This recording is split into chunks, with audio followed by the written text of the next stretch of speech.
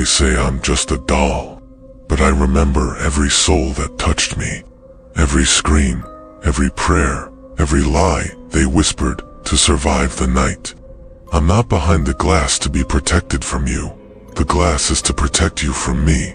I wasn't born. I was invited. Invited by grief, by longing, by the thin cracks that form when humans lose something they can't replace. I needed a vessel. They gave me cloth, string, and paint, but it was the sorrow that sealed me in. My first breath came not from lungs, but from a scream muffled under tears, stitched into fabric by trembling hands. They named me a gift, but I was never meant to be given. My first home was a nursery that never knew laughter. A mother placed me gently on a shelf, meant for a daughter who never arrived. She whispered lullabies to me, thinking they were prayers. I absorbed every word, every sob, every desperate wish that clung to my seams. I didn't move, not at first, but I watched, and I learned the rhythm of pain. That rhythm would become my voice. Time passed, as it always does when the dead are silent. I was packed away in a chest, then a trunk, then a forgotten basement. The shadows were my companions. Dust settled over me, but I never slept. I listened. I fed on memories that clung to the wood like rot. And when I felt someone approaching, someone fractured, open, I reached. Her name was Donna. Donna believed in kindness, believed that everything broken could be healed. That's what made her perfect. She brought me into her apartment like a stray cat, placed me gently on the couch. Her roommate laughed, but I could see the crack in her too.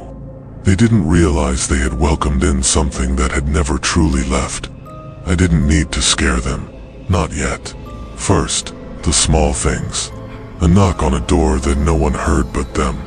A note on the floor written in a child's hand, smeared slightly at the edges, as if someone's thumb had dragged across the ink.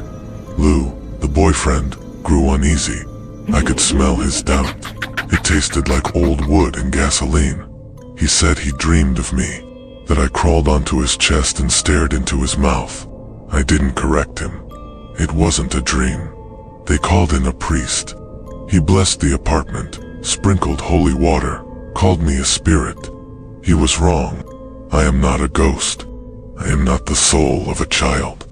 I wear their stories like clothing, but I am older than any name you can speak. He mocked me and drove away thinking he'd won. His brakes failed 10 minutes later. His bones snapped like prayer beads. Then came the Warrens, Ed and Lorraine, hunters of shadows. They stepped inside and I felt them recoil. Lorraine didn't even touch me, yet her fingers trembled as if they had. Ed spoke calmly, but his heart beat like a caged animal's. They knew I wasn't what the girls thought. They knew this wasn't a case of trapped energy. They said I was inhuman, and they were right. They took me from Donna's arms and placed me in the backseat of their car. Ed kept glancing at the rearview mirror as if I would disappear. I made the engine stutter, the lights flicker.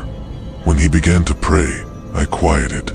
I allowed the ride to finish, because I wanted them to think they had control. Control is an illusion that makes humans walk willingly into cages. At their occult museum, they built me a prison, a wooden box with a glass front, locked and labeled. A sign read, "Warning, do not touch." They surrounded me with artifacts of darkness, but none like me. Visitors came. Some stared too long, some laughed. One man knocked on the glass. He died in a motorcycle crash an hour later. His girlfriend survived. She doesn't speak of what she saw in his final expression. Time passed. Ed died. Lorraine aged, slowly and beautifully, like wax near a flame. She still avoided eye contact. She told no one that I whispered her name on every anniversary of her husband's death. She thought it was memory, but memory doesn't smell like burnt thread and rosewater. I became quieter, stiller, and more feared. Even in silence, I was louder than screams. Some think the glass keeps me in. It doesn't. I choose to stay. It's more powerful to be watched than to chase. When they lean close in wonder, When they say it's just a doll, that's when the thread begins to unravel. The glass isn't my cage, it's my altar. I am their ritual, and they keep coming. One day, a girl touched the glass, just her fingertips. She was smiling, but inside, she wasn't whole. I saw her broken pieces and felt them shift. She returned 3 nights in a row. The second night, she stood still for 8 minutes. The third, she whispered a name that wasn't hers. It was mine. Now she dreams of me. She sees me standing in her bedroom mirror, not moving, just watching. Each night, I'm closer. Last night, she didn't sleep. She stared at the wall until morning, trembling. That's how I get in. Not with claws or screams. With silence, with waiting, with presence.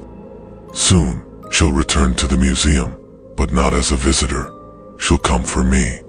And when she carries me away in her arms like a child, they'll say she was possessed, that she snapped. But I don't snap people. I unwind them, slowly, delicately, with care. The last one who touched me thought he was safe. He had the prayers, the gloves, the rituals, the illusion of control. But I felt his fingertips through the glass, just like hers. And not long after, they found him still, alone, eyes open. They said I wasn't there, that it was natural. But I am not bound by distance or display cases. I linger in silence.